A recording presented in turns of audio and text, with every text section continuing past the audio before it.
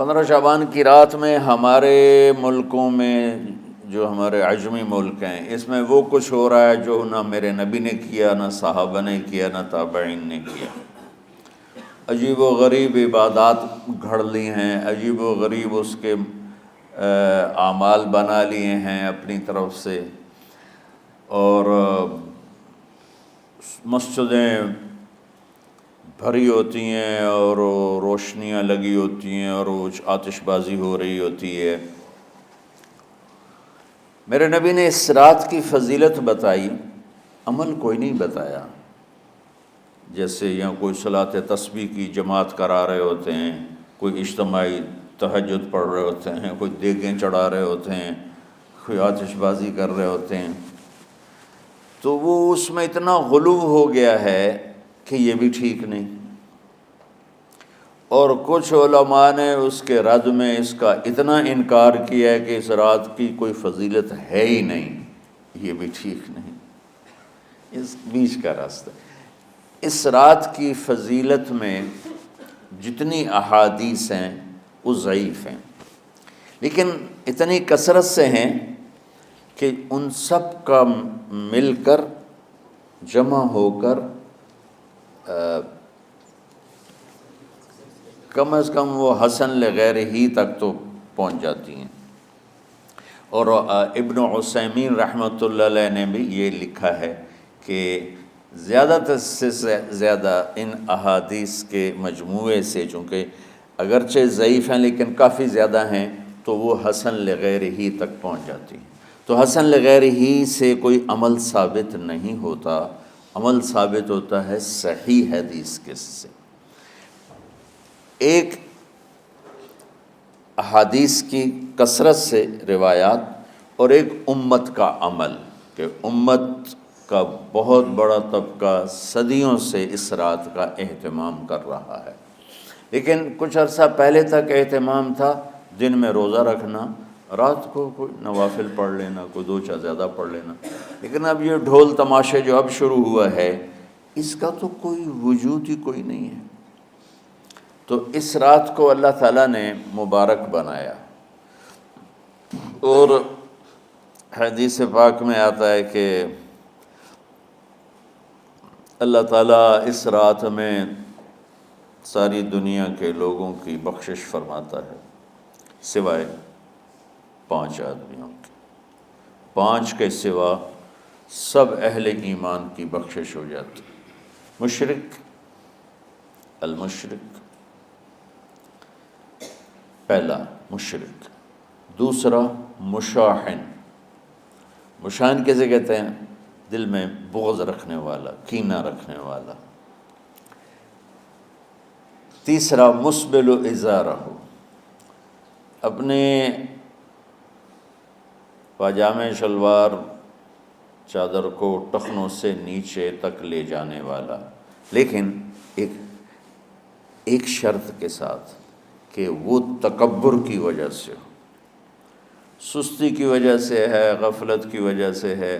چونکہ جب آپ نے ایک مرتبہ اس کے بارے میں بات کی تو حضرت ابوبکر صدیق نے کہا یا رسول اللہ، میری چادر، عرب چادر باندھتے تھے جیسے ہمارے پنجاب کا لباس چادر تھا، اب وہ کم ہو گئے، ہماری تو بزرگ عورتیں بھی اور مرد بھی سب چادر باندھتے تھے، شلوار کا تو کسی کو پتہ ہی نہیں ہوتا تھا ہمارے بچپن میں۔ یہ تو پھر آہستہ آہستہ جب تعلیم آئی تو شلوار دیہاتوں میں بھی اور شہروں میں عام ہو گئی۔ تو اگر وہ اس لیے لٹکا رہا ہے کہ طبیعت میں تکبر ہے، پھر اس وعید کا وہ حقدار ہے۔ اگر ویسے اس کی نیچے جا رہی ہے تو میرا مالک ایسا، وہ تو ہے ہی رحیم و کریم، ہے ہی رحیم و کریم، ہے ہی رحیم و کریم، صرف شلوار نیچے لٹکانے سے وہ اتنی شدید سزا دے، اگر اس کے پیچھے تکبر ہے، پھر ہے یہ تکبر نہیں ہے تو انشاءاللہ وہ اس سے محفوظ ہوگا۔ تو اپنی چادر کو لٹکانے والا، لیکن بشرط تکبر۔ کتنے ہو گئے؟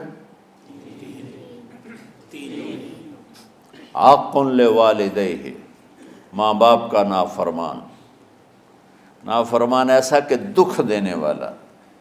چھوٹی موٹی اونچ نیچ تو ہر بچے سے ہو جاتی ہے، نہیں، جن نے والدین کو ٹکڑے ٹکڑے کر دیا ہو اور ان کو دکھ دے دے دے دے کے ان کا سینہ چیر دیا ہو، چونکہ آپ کہتے ہیں پرزے پرزے کرنا کسی چیز کو، تو اپنے دکھ دے کر اپنی بدتمیزی کے ساتھ اس نے ماں باپ کا دل زخمی کر دیا ہو، ایک یہ نہیں معاف ہوتا. پانچواں، مدمن خمر، مسلسل شراب پینے والا، مستقل جو شراب کا عادی ہو. ان پانچ کو مؤخر کر دیا جاتا ہے. معافی نہیں ہونے کا مطلب یہ نہیں کہ اللہ تعالیٰ کبھی معاف نہیں کرے گا. معافی نہ ہونے کا مطلب یہ ہے کہ یہ پانچ ایسے گناہ ہیں کہ اس کی وجہ سے بخشش رک جاتی ہے. اگر وہ شرک سے نکل آئے، وہ کینہ سے نکل آئے، وہ تکبر سے نکل آئے، وہ والدین کی نافرمانی سے نکل آئے، شراب چھوڑ دے، تو ان کی بھی بخشش ہو جاتی. جب کوئی توبہ کرے گا فوراً بخشش ہو جائے گی. نہ 15 شعبان کی ضرورت ہے، نہ لیلۃ القدر کی ضرورت ہے، نہ بیت اللہ جانے کے ساتھ توبہ کی شرط ہے. جہاں بھی وہ بیٹھ کے توبہ کرے گا، جس لمحے میں کرے گا، اسی وقت اس کی توبہ قبول ہوگی اور اللہ اس کے پچھلے سارے گناہوں کو معاف فرما دے گا.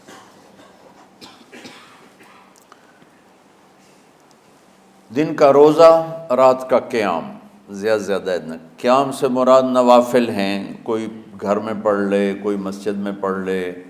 نوافل، نفلی عبادات گھر میں ہی افضل ہوتی ہیں. میرے نبی سنتیں ہمیشہ گھر سے پڑھ کے آتے تھے. تہجد اپنے گھر میں پڑھتے تھے، مسجد میں نہیں پڑھتے تھے. سوائے اعتکاف کے آپ اپنے نوافل سنتیں سب گھر میں پڑھتے تھے اور مسجد میں صرف فرض آ کے ادا فرماتے تھے. اور اس کے بعد بیٹھنا ہوتا تھا تو بیٹھ جاتے تھے، اٹھنا ہوتا تھا تو اٹھ جاتے تھے. تو اعتدال اللہ کو ہر چیز میں پسند ہے. دنیا جو مختصر ہے اس میں کیسے پسند نہیں ہوگا؟ آخرت جیسے معاملے میں بھی اللہ ہم سے کہہ رہا ہے اعتدال، امتن وسطا. ایسے عیسائیوں کی طرح ترک دنیا بھی نہ کرو، یہودیوں کی طرح دنیا کے پیچھے نہ پڑ جاؤ. رزق کے حلال بھی کماؤ، اپنے بچوں کو بھی دیکھو، اپنے فرائض کو بھی دیکھو جو دنیاوی ہیں، اور اللہ سے بھی اپنا معاملہ ٹھیک کرو اور درست کرو.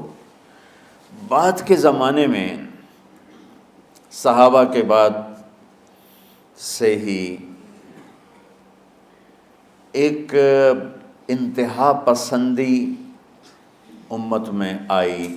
ساری ساری رات جاگنا. فلاں بزرگ تھے، وہ رسے سے اپنے بالوں کو باندھ لیتے تھے کہ نماز پڑھتے پڑھتے جب نیند آئے اور جھٹکا لگے تو رسے سے بندھے ہوئے بالوں سے اس جھٹکے سے تکلیف ہو اور ان کی آنکھ کھل جائے اور پھر نفلوں میں شروع ہو جائے. ایک فلاں بزرگ تھے، وہ اپنے آنکھوں میں نمک کا سرما لگاتے تھے تاکہ آنکھیں جل جائیں، اس میں وہ جلن پیدا ہو جائے اور نیند اڑ جائے.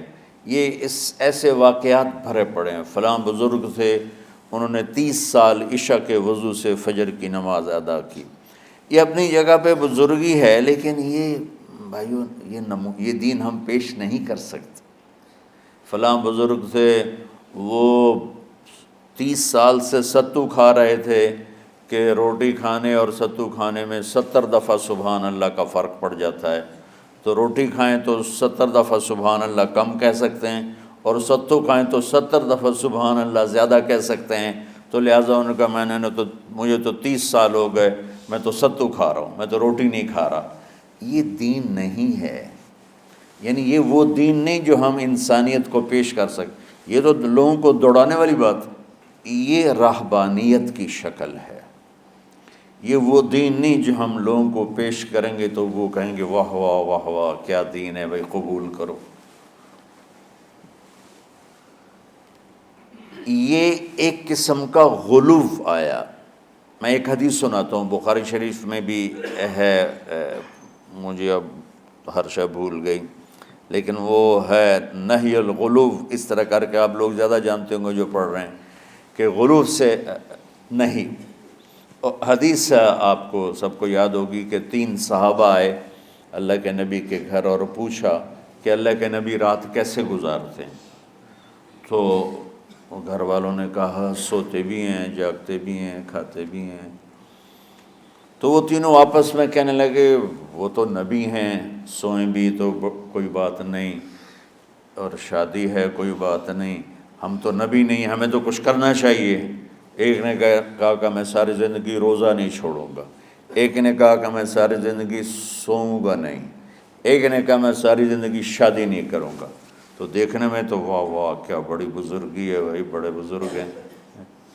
ہمارے نبی کو پتہ چلا آپ نے تینوں کو بلا لیا، کہا تم مجھ سے زیادہ اللہ سے ڈرنے والے ہو، میں تم سے انا اتقاکم